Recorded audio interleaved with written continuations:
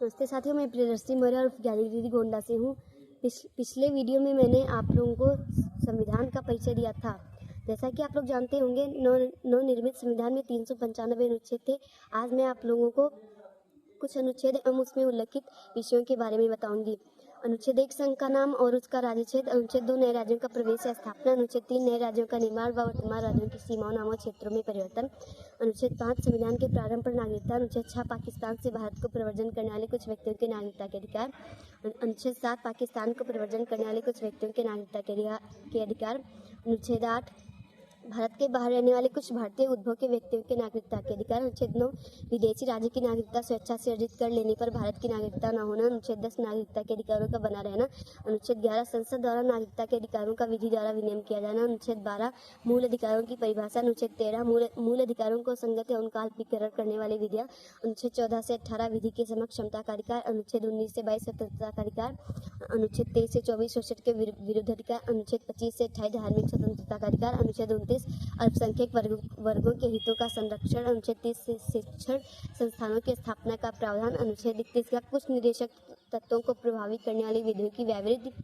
अनुच्छेद 32 संवैधानिक उपचारों का अधिकार। अनुच्छेद 33 प्रदत्त अधिकारों का बलों आदि को लागू होने में उपांतरण करने की संसद की शक्ति। अनुच्छेद 34 जब किसी क्षेत्र में सेना विधि प्रवृत्त है तब इस भाग द्वारा प्रदत्त अधिकारों का निर्बंधन। अनुच्छेद 35 उपबंधों को प्रभावी करने के लिए विधान। अनुच्छेद 36 राज्य के नीति निदेशक तत्वों की परिभाषा। अनुच्छेद 37 अंतर्विष्ट तत्वों का लागू होना। अनुच्छेद 38 राज्य लोक कल्याण की अभिवृद्धि के लिए सामाजिक व्यवस्था बनाएगा। अनुच्छेद 39 राज्य द्वारा अनुसरणीय कुछ नीति तत्व। अनुच्छेद 40 ग्राम पंचायतों का गठन। अनुच्छेद 41 कुछ दशाओं में काम, शिक्षा और लोक सहायता पाने के अधिकार। अनुच्छेद 42 काम की न्यायसंगत और मानवोचित दशाओं का तथा प्रसूति सहायता का उपबंध। अनुच्छेद 43 कर्मकारों के लिए निर्वाह और मजदूरी। अनुच्छेद 44 एक समान नागरिक संहिता।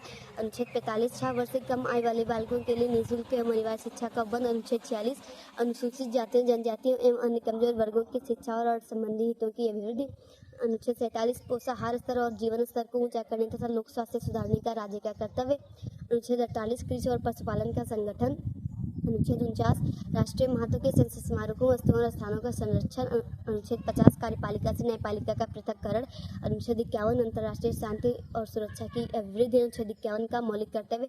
अनुच्छेद 52 भारत के राष्ट्रपति का उल्लेख। अनुच्छेद 53 संघ की कार्यपालिका शक्ति। अनुच्छेद 54 राष्ट्रपति का निर्वाचन। अनुच्छेद 55 राष्ट्रपति के निर्वाचन की रीति। अनुच्छेद 56 राष्ट्रपति की पदावधि। अनुच्छेद 57 पुनर्निर्वाचन के लिए पात्रता। अनुच्छेद 58 राष्ट्रपति नियुक्त होने के लिए अर्हताएं। अनुच्छेद 59 राष्ट्रपति पद के लिए शर्तें। अनुच्छेद 60 राष्ट्रपति द्वारा शपथ या प्रतिज्ञा। अनुच्छेद 61 राष्ट्रपति पर महाभियोग चलाने की प्रक्रिया। अनुच्छेद 62 राष्ट्रपति के पद में रिक्ति को भरने के लिए निर्वाचन का समय और आकस्मिक रिक्ति को भरने के लिए निर्वाचित व्यक्ति की पदावधि। अनुच्छेद 63 भारत का उपराष्ट्रपति। अनुच्छेद 64 उपराष्ट्रपति का राज्यसभा का पदेन सभापति होना। अनुच्छेद 65 कुछ आकस्मिकताओं में उपराष्ट्रपति द्वारा राष्ट्रपति के कार्यों का निर्वहन। अनुच्छेद 66 उपराष्ट्रपति का निर्वाचन। अनुच्छेद 67 उपराष्ट्रपति की पदावधि। अनुच्छेद 68 उपराष्ट्रपति के पद में रिक्ति को भरने के लिए निर्वाचन का समय और आकस्मिक रिक्ति को भरने के लिए निर्वाचित व्यक्ति की पदावधि। अनुच्छेद 69 उपराष्ट्रपति द्वारा शपथ या प्रतिज्ञा। अनुच्छेद 70 अन्य आकस्मिकताओं में उपराष्ट्रपति द्वारा राष्ट्रपति के कार्यों का निर्वहन। अनुच्छेद 71 राष्ट्रपति और उपराष्ट्रपति के निर्वाचन से संबंधित संसक्त विषय। अनुच्छेद 72 क्षमा आदि की और कुछ मामलों में दंडादेश के निलंबन, परिहार या लघुकरण की राष्ट्रपति की शक्ति। अनुच्छेद 73 संघ की कार्यपालिका शक्ति का विस्तार। अनुच्छेद 74 राष्ट्रपति को सहायता और सलाह देने के लिए मंत्रिपरिषद।